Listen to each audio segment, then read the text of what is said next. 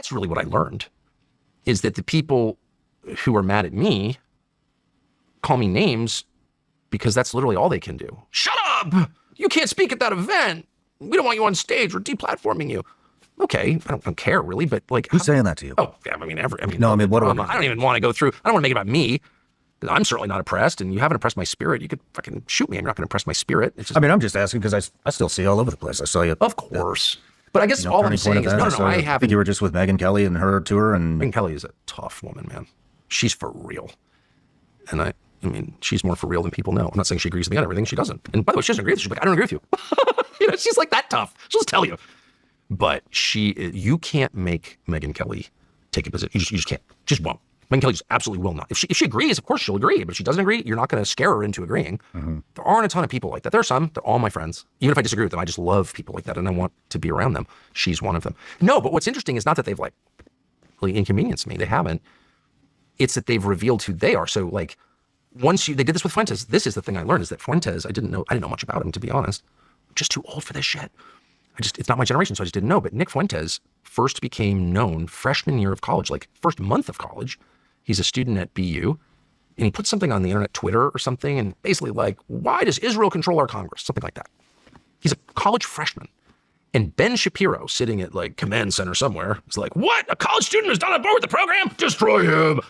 And Ben Shapiro tries to, quote, cancel this kid. He's a fucking college student. He's a freshman from Chicago. Rather than just call the guy and be like, hey, actually, I saw what you said. I don't like it.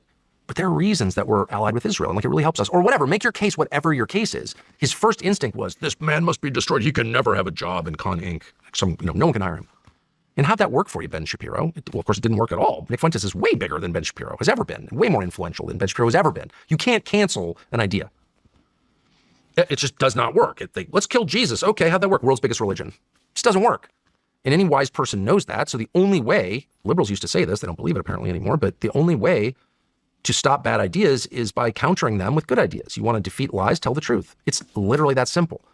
And as if I needed to be reminded of that, the last month, I don't think a single person has ever made the case that I'm wrong, that Nick Fuentes is wrong. The Jew hatred stuff is wrong, period. And I said that. The white hatred, black hatred, Jew hatred, Malaysian hatred, Bedouin hatred, it's all wrong. I believe that as much as I believe anything. Okay. But the rest of it, his analysis, which is actually smart and in a lot of cases true, no one's even attempted to rebut it. 95% or whatever the number is, if members of Congress take AIPAC money, how is that good? Shut up, Nazi! So if that's your only defense, you've lost. You've lost. You didn't even enter the game. We're playing different games. I'm trying to tell the truth, convince people that what I think is true is actually true. And you're trying to make me be quiet because you don't like it. You can shoot me or you can shoot everybody, but it doesn't go away because the truth is an immovable object. It just exists and you conform to it or you don't, but it doesn't change. Because it's nature. Why do you think you got so much shit for having him on? He's been on other stuff. He's been on... Well, I got shit precisely because I'm not an anti-Semite. That was the whole point. I mean, if David Duke or whatever, I don't know, even though there are many, I'm sure there are famous anti-Semites, I can't think of one, but David Duke is a famous anti-Semite. If David Duke interviewed Nick Fuentes, they'd be like, oh, they wouldn't say anything. Whatever, who cares? They're talking to each other. But if someone who is openly opposed and sincerely opposed to hating people on the basis of their bloodline, which I definitely am, interviews Nick Fuentes and it's like, hey, Nick Fuentes, stop with the Jew hatred, but let's talk about your views on the betrayal of Republican voters by conservative institutions and the undue influence a foreign country has over our government. Those are entirely reasonable conversations, and they're scary because they are reasonable.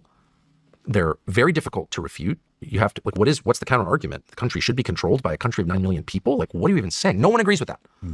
So if a reasonable person says it, that is an actual threat. And they were like, well, must destroy him and his son and his brother. And it's like, I'm not afraid of you, man. I'm just not.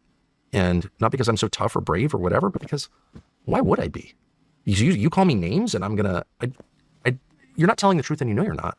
You start saying things about me that are true, that I'm trying to hide, whatever those might be.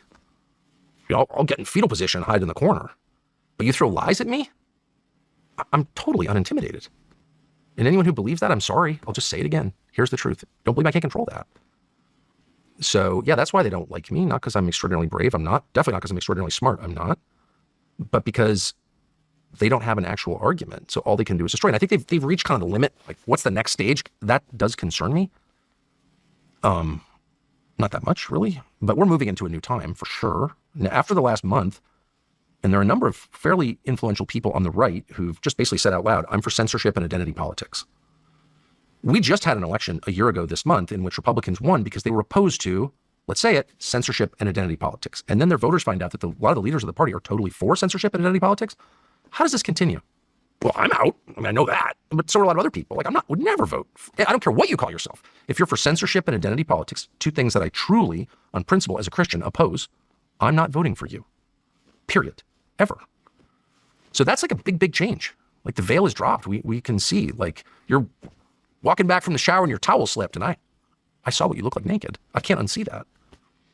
Right? Has that ever happened to you? Mm-hmm. You see what someone looks like naked, and you're like, I want this out of my head. I don't want to know.